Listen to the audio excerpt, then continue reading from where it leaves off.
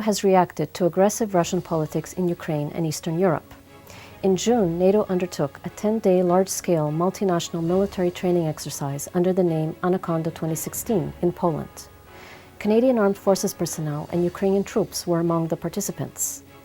The NATO command has clearly stated its objective in this action: the protection of the eastern NATO borders from Russian aggression.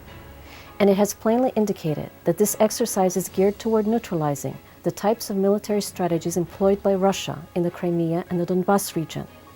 This is the largest military exercise undertaken by NATO in the last decades, and it is meant to send a clear signal to Russia that NATO is ready to vigorously defend its member states in Eastern Europe. At the NATO summit, which is to take place in Warsaw in July, NATO is also expected to agree to the deployment of substantial military battalions and equipment to Poland and the Baltic states. NATO war games in Eastern Europe have caused alarm and acute reaction on the part of Russia, which called these games the incitement of a new Cold War, and which has begun to amass greater troops on its borders with Ukraine and Belarus. Perhaps in relation with these events, an intense wave of Russian-backed and separatist attacks against Ukrainian soldiers and volunteers occurred in the Donbas region over the past week. And on June 11th, Andrij, the representative of the presidential administration of Ukraine, stated in a press conference that Russia is continuing to deposit tanks and heavy artillery in the Donbas region.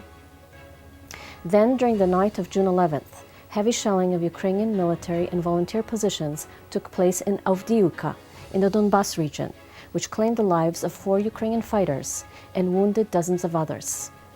Ukrainian forces returned fire, killing 12 Russian enemy troops who were attacking Ukrainian forces in nearby Toretsk district in the Donetsk region.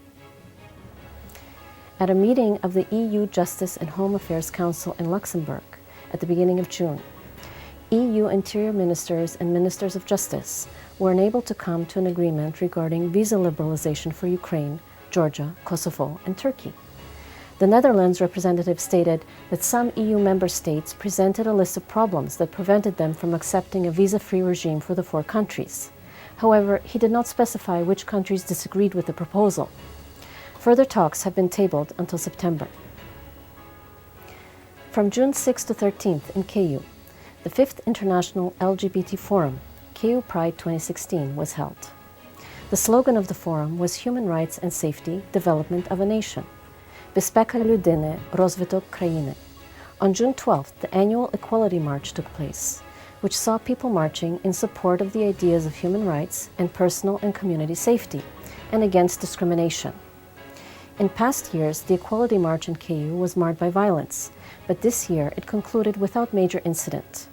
Forum organizers and deputies of EU Parliament credited the new police force and city government for maintaining a secure, safe zone around the events and participants of KU Pride 2016. In the words of the organizers, this was the first LGBT march in Ukraine that ended peacefully. I'm Tania Stech, and this was Ukraine in the News.